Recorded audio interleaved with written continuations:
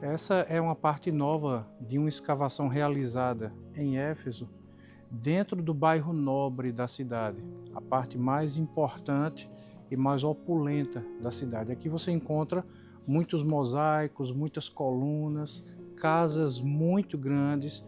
Há uma casa no primeiro pavimento lá embaixo, por exemplo, com 950 metros quadrados.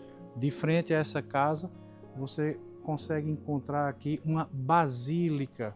E isso nos chama muito a atenção. Eu quero usar esses exemplos para ajudar você a compreender melhor a palavra de Deus na sua interpretação bíblica.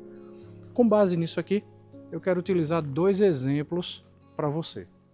Aqui você tem uma explicação dessa casa, como é a divisão dos seus compartimentos, a explicação das pinturas, dos mosaicos. Por exemplo, cada cômodo da casa recebe uma decoração específica para aquele ambiente, e essa decoração também diz respeito aos aspectos culturais e à vida prática e diária das pessoas que moravam aqui. Por exemplo, cozinha é decorada, as paredes, você vê os afrescos com panelas, com utensílios de cozinha e por aí vai. Curioso, você tem aqui essa área da casa, é o que se chama de terraço.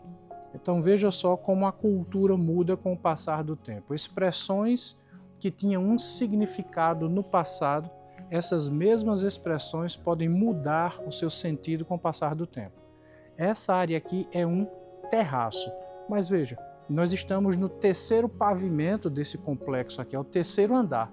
Na nossa cultura, no século XXI, pelo menos a expressão que se utiliza no Brasil, é que terraço é algo que se refere a uma área da casa externa que está no pavimento inferior, está na terra. Aquilo que é construído no pavimento superior não é terraço, é varanda. Mas aqui nós temos um terraço no terceiro pavimento. Um outro detalhe é que na nossa cultura, terraço é essa construção que está embaixo, que dá acesso a uma visão externa. Aqui não. Você vê uma sala toda fechada, você pode observar ali no piso 4 bases de coluna. Então existiam colunas com uma área coberta ao redor dessas colunas e apenas a área central, onde você está vendo o mármore branco, aquela área era aberta, dando acesso a uma visão do céu. Então, naquela época, isso aqui data do início do século I. Naquela época, terraço era essa estrutura arquitetônica. Perceba como uma palavra muda de sentido com o passar do tempo. Terraço para aquela cultura era uma coisa, terraço para nós é outra coisa.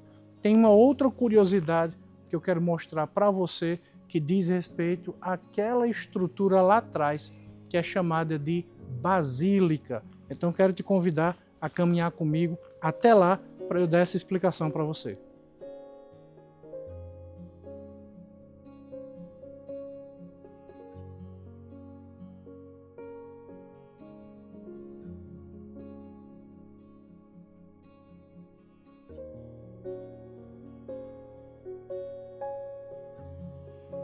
Essa é uma área que faz parte de um complexo ainda maior, de uma residência que tem 950 metros quadrados. Dentro dessa residência você pode ver esse cômodo grande que era chamado de basílica. E esse é o ponto que eu quero explicar para você agora. Porque basílica, naquele período, tinha um significado diferente de basílica para nós hoje, no século XXI. Em nossa linguagem, na nossa cultura, quando nós falamos de basílica, alguém pensa rapidamente em uma estrutura eclesiástica, em uma igreja. Só que, naquele período, basílica tinha outro significado. Basílica era um local onde pessoas importantes se reuniam para tratar de assuntos importantes, para tratar de questões políticas, de questões econômicas, questões sociais, filosóficas ou até mesmo para realizar alguns estudos.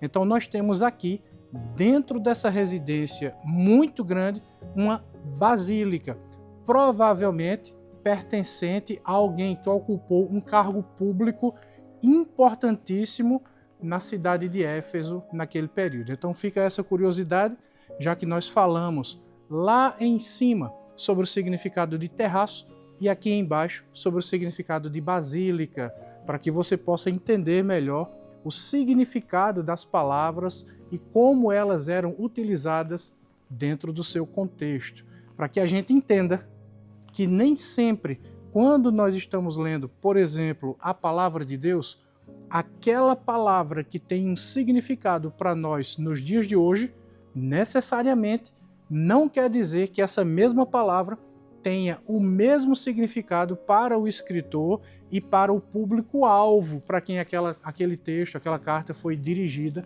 naquele período de tempo. Em Lucas 12, Jesus Cristo diz: não temeis o homem que pode matar a carne e depois disso não pode fazer mais nada. Temei, pois, a Deus, que pode matar o homem e após isso lançar a sua alma no inferno. Na sequência, no versículo 6, Jesus diz assim: não se vendem 5 pardais por 2 asses, nenhum deles está esquecido. Veja, Deus lembra de todas as coisas, Ele tem controle sobre todas as coisas, Ele sabe a quantidade de pássaros que existem em todo o planeta. Ele conhece, inclusive, quantos fios de cabelo existem na nossa cabeça. É isso que o próprio Jesus Cristo disse. Nada foge aos seus olhos. Mas, curiosamente, nós encontramos aqui no bairro Nobre, na cidade antiga de Éfeso, essa tabela de preços. Aqui nós temos uma lojinha.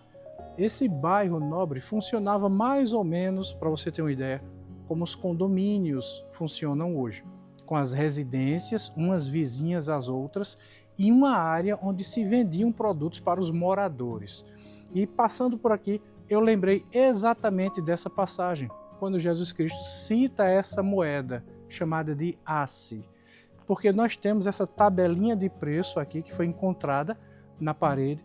Você vê aqui a gravura, o desenho dessa tabela de preço, aqui a sua tradução no grego, que nós conhecemos, e aqui a tradução para que a gente possa conhecer. Então veja só, aqui era vendido nut por 10 asses e meio, figos por 2 asses e meio, né? Enfim, madeira por 3 asses, cebolas por 3 asses, entende? Então perceba que nós temos aqui uma comprovação histórica da existência dessa moeda, a moeda que é utilizada como ilustração para Jesus Cristo nessa mensagem tão importante.